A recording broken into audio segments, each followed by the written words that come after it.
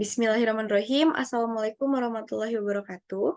Perkenalkan, nama saya Clarissa Ananda Putri dengan NPM 160319152, berasal dari program studi farmasi Fakultas MIPA.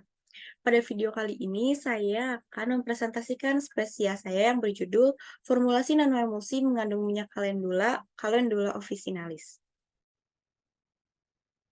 Kulit merupakan organ terluar dari tubuh yang sering berinteraksi dengan lingkungan sekitar, seperti sinar ultraviolet, asap rokok, obat-obatan, dan lain-lain.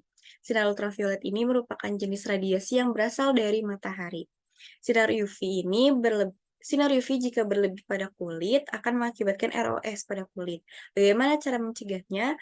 Cara mencegahnya dengan menggunakan minyak kalendula pada skincare, di mana minyak kalendula ini nantinya dibuat dalam sediaan nanoemulsi untuk meningkatkan penetrasinya menembus ke dalam kulit. Rumusan masalah pada penelitian kali ini, bagaimana formula optimum sediaan nanoemulsi mengandung minyak kalendula, lalu tujuannya untuk mengetahui formula optimum sediaan nanoemulsi mengandung minyak kalendula, dan manfaatnya dapat memberikan informasi mengenai formulasi optimal dari bahan alam dalam bentuk sediaan nanoemulsi yang aman dan memiliki stabilitas yang baik.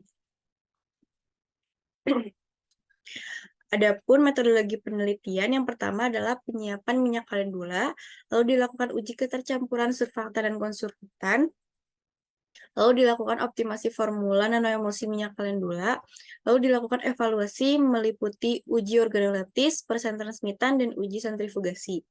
Lalu optimasi formula nanoemulsi mengandung minyak kalendula nantinya dilakukan evaluasi akhir meliputi organoleptis, homogenitas, pH, viskositas, dan rheologi, persen transmitan, ukuran globul, indeks polidispersitas, dan uji stabilitas.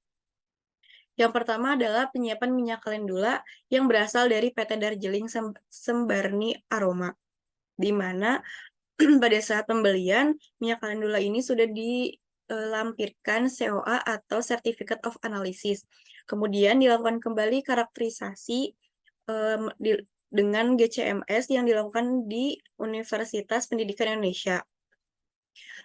Dapat dilihat pada COA dan GCMS, di mana minyak kalendula ini mengandung asam linoleat, yaitu C18H32O2, yang berfungsi untuk menghindari dari kulit kekusaman, kulit kering, dan kulit kasar.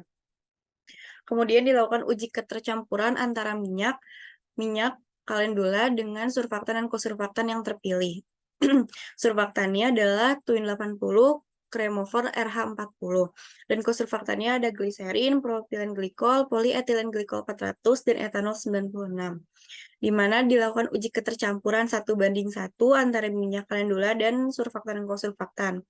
Dapat dilihat pada tabel, surfaktan yang terpilih adalah Twin 80 karena persen transmitannya 99,197 plus minus 0,714, dan kosurfaktannya polyethylene glikol 400, di mana persen transmitannya 95,509 plus minus 0,295, di mana kedua persen transmitan ini mendekati 100% yang berarti jernih. Twin 80 ini termasuk surfaktan non-ionik yang dapat menurunkan tegangan permukaan dan menstabilkan sediaan nanoemulsi. Namun, kerja dari Twin 80 atau surfaktan ini harus dicampurkan dengan kosurfaktan untuk membantu tugasnya agar menurunkan tegangan permukaan lebih optimum. Dan polyethylene glycol 400 ini merupakan mid chain hidrokarbon yang dapat tempatnya di tengah-tengah antara surfaktan dan surfaktan 1 dan surfaktan 2-nya. Kemudian dilakukan optimasi dan evaluasi nanoemulsi minyak kalendula. Yang pertama ada minyak banding X-mix, yaitu surfaktan dan kosurfaktan 1:10, 1:11, dan 1:12, di mana X-mix-nya 1:1 dan 2:1. Terdapat 6 formula, lalu dilakukan evaluasi fisik. Dapat dilihat pada formula 5 dan 6, pada uji transmitannya melebihi dari 90% karena rentang dari transmitan yang bagus adalah 90-100%. Lalu dari kedua formula ini diambil dan dilakukan uji evaluasi kembali, yaitu uji ukuran globul dan indeks polidispersitas. Dapat dilihat pada Formula 6, ukuran globulnya lebih kecil dibandingkan Formula 5, di mana ukuran globul lebih kecil inilah yang akan evaluasi lanjutan atau ditambahkan formula yang lain, komposisi yang lain, untuk dijadikan sediaan nanoemosi. Kemudian pada Formula 6 atau formula sediaan akhir ini ditambahkan fenoksietanol. Mengapa ditambahkan fenoksietanol? Fenoksietanol ini berfungsi sebagai pengawet karena komposisi pada sediaan ini ada aquabides, yaitu air yang dimana air ini merupakan tempat pertumbuhan mikroba. Maka dari itu, fenoksietanol atau pengawet ini yang dapat mencegah pertumbuhan dari mikroba atau mikroorganisme yang lain. Kemudian dilakukan evaluasi sediaan akhir meliputi organoleptis, homogenitas, pH, viskositas rheologi, persen transmitan, ukuran globul, indeks polidispersitas, dan stabilitas. Dapat dilihat pada pH-nya juga termasuk ke dalam rentang pH kulit, yaitu 5,12, di mana pH rentang kulit yang aman itu 4,5 sampai 6,5. Lalu pada persen transmitannya juga 85%.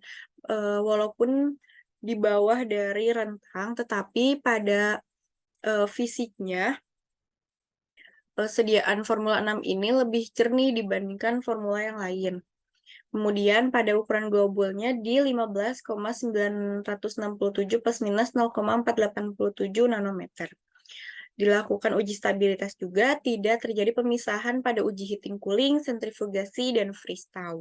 Kesimpulannya yaitu sediaan Formula 6 merupakan formula terbaik yang terdiri dari perbandingan minyak dan X-mix-nya, yaitu surfaktan dan kosurfaktan 1:12 dengan perbandingan X-mix-nya surfaktan dan kosurfaktannya 2:1 dan minyak kalendulanya 5%.